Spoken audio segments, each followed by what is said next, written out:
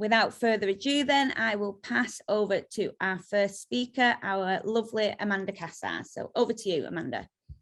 G'day everybody, thank you so much for having me from Down Under.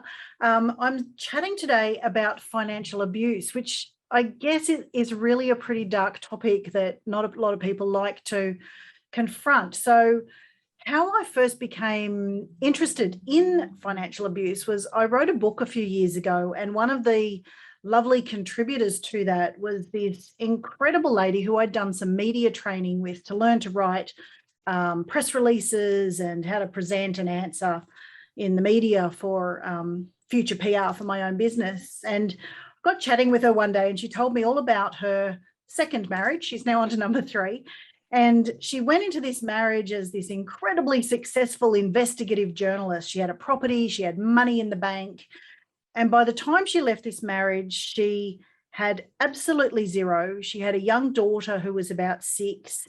And she'd been skimming money off the grocery bill of about $20 a week to buy coupons at the shopping centre so that when she could finally go, she'd have a few months worth of money put aside so that she could afford food for herself and her daughter while she lived on a girlfriend's couch.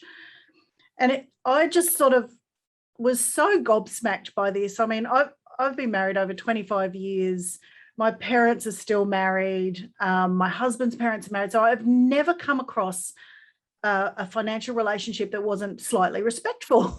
So it kind of piqued my interest. And I thought, well, as a financial advisor, do I need to know more about this? And it sort of sent me down the rabbit hole, like Ancestry does. When you get started on it, you want to just learn more and more. So I wondered how this incredibly smart, educated woman ended up in this situation, and sadly found that it's not that unusual. So financial abuse basically refers to when somebody illegally uses another person's money or property, their pension book or valuables. They might get them to change a will or fraudulently obtain power of attorney, or they might deprive them of money or property. And in a bigger case, it can also refer to elder abuse. It often is included in domestic violence, but economic abuse is even bigger, where they also control someone's present and future earning potential. So they may not let them study to better themselves, or may only allow them to work in a family business at low or no pay or menial jobs. So it's quite a comprehensive thing. And it all came to a head for my friend Tanya when they had a fight one day, and the husband told her, you've got to stop playing around with the media and get a job stacking shelves at Woolies, which is our local supermarket. And her daughter later burst into tears and said, Mummy, that's not who you are. And Tanya's world sort of fell apart. She thought, I'm letting her down. What sort of an example am I going to be for this little girl if I stay in this relationship? So I wanted to know how this incredibly successful woman ended up in this situation. So I wondered how many people it impacted. And it turns out I've been privileged enough to go to some third world African countries and found people, in the ghettos in Uganda and Malawi in the poverty line being financially abused when they make $1 a day, right through to celebrities like the lovely Stan Lee, who we love from all the Marvel comics, was financially abused. You've probably heard of other cases. I mean, Britney Spears is a massive case in the media right now. The woman who headed up the Estee Lauder, billionaires, she was a victim as well. And it's a lot more common than people think. But obviously the targets are often the elderly, people in minority groups, such as LGBTIQ. I hope I haven't left anybody out there. Ethnic communities where English can be a second language, and also very patriarchal societies, obviously. So it runs the whole gamut. So the main reason you often hear with financial abuse and why they stay in these relationships is because of the money. They don't know where to turn, where can they go, what they can do. So it's become this worldwide scourge. So what it looks like is the partner may give a meagre allowance to someone, extreme monitoring of purchases and spending patterns, making sure, they're looking at the bank account all the time. You're only allowed $100 a week for groceries. They may hide bigger assets, investment properties, shares from their partner. Don't allow them to have their own bank account. There was a case here in Australia recently where the woman is the successful breadwinner of the family and her partner doesn't allow her to have a bank account in her own name. Her husband takes all the money and runs all the family businesses. So these sort of things are all telltale signs. So it's also often part of a larger pattern. 90% or more can also suffer from domestic violence. And it's obviously the very easiest form of control of a domestic partner. So, and look, it can be a lot more complicated with everything from stalking to neglect, emotional abuse and all that as well. So the reason I thought as a financial advisor that it was interesting to me was that most of us become advisors because we want to help people.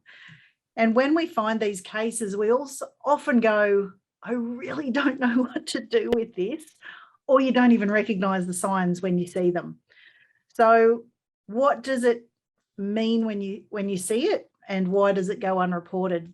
So it often comes down to fear, shame, embarrassment. There can be anger or even disbelief and denial, especially because it's often our intimate partner, adult children, family members, neighbours, friends or carers who are perpetrating the abuse, which makes it very, very difficult. And I had a case this week where a couple came in, they needed to put their elderly parents with dementia into care. The two other siblings had been estranged from the parents for years, wouldn't attend their birthday parties, their anniversary parties. But once they found out about the parents going into care, contacted the daughter who runs everything, told them, look, can we have the key? We'd love to go and get some photo albums from mum and dad, and basically took whatever they wanted from the house. So for these clients, not only is it a massive abuse of trust for the parents, but as the court nominated administrator, she's now in breach of her duties, which says that they mustn't give away the family assets. So she's been put in an appalling situation. And I basically told her this is a crime and it can be reported to the police. Of course, she doesn't want to. It's her sister, even though they're estranged as well, but she doesn't want to take it further. So it's a really interesting dilemma for many advisors. And I often tell people, look, run off and see your compliance managers of your networks and ask what to do.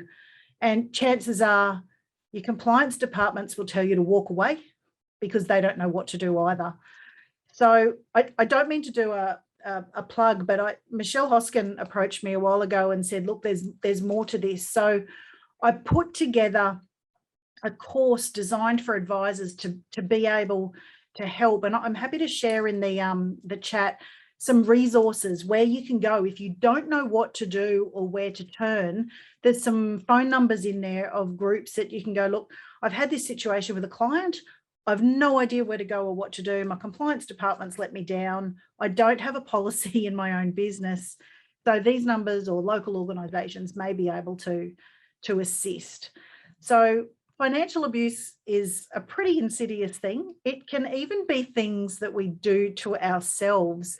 Have you ever had clients who self-abuse financially? They may absolutely deny themselves the pleasures of life.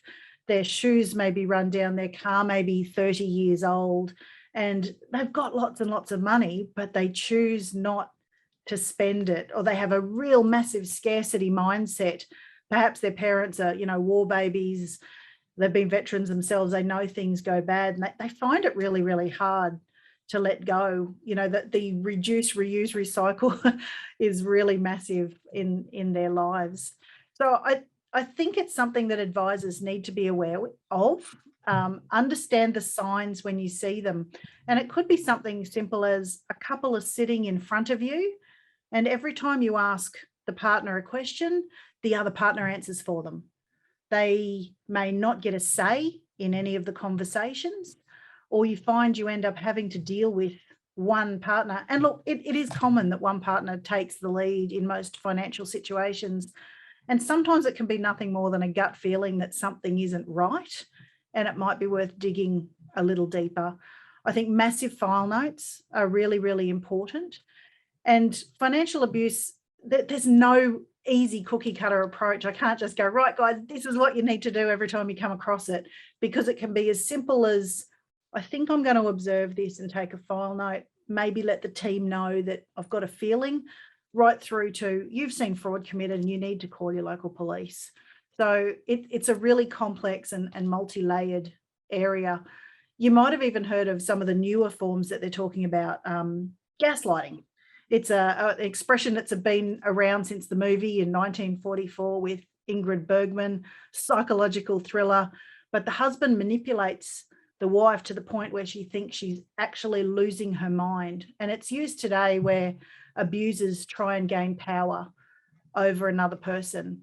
It could include something like granny dumping.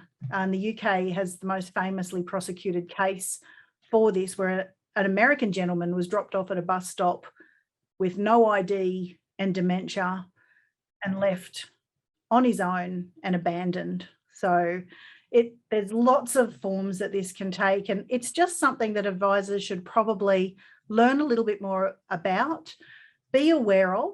Your local associations probably have information on it. I know a lot of the banks now provide information and tools that you can use. So that's pretty much me. I think I've probably spoken really, really quickly, but I'd also love if any of you have questions or cases that you've had that you'd love to run by me. I'm happy to talk a little bit further about those as well.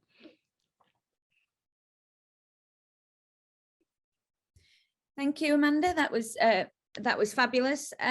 You tend to think that it's mostly women that are in that situation, but it's not always the case, is it, that it's women that are in that situation? For financial abuse, especially in partnerships, yes, it is very often the woman. When it comes to elder abuse, it's much more 50-50.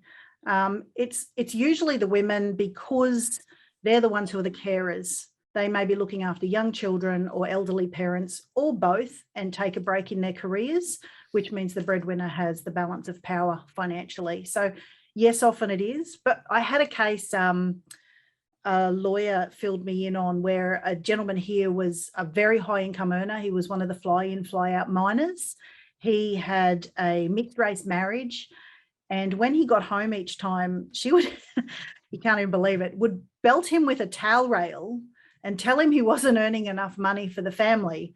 And he was this really laid back Aussie bloke who just wanted to come home every couple of weeks, have a beer, play with his kids and go back and earn $1 again. And until the marriage split up, he had no clue that he was not only a victim of domestic violence because she belted him, but also financial abuse. She'd been siphoning off money from the accounts for years, had been sending it home to her Asian family and telling him it was never enough. So men can definitely be victims as well. And a lot of it is that we delegate our authority because we don't want to deal with it, or, the other partner's better with that. So there's techniques advisors can use. I know, saying things to young couples like, don't put all your money into one account. Both of you maintain some independence, but have that joint account for your goals or your bills. But you should never have, absolutely no means at the end of the day. And look, God, I hope things never go pear-shaped, but there's always a plan B if you do. So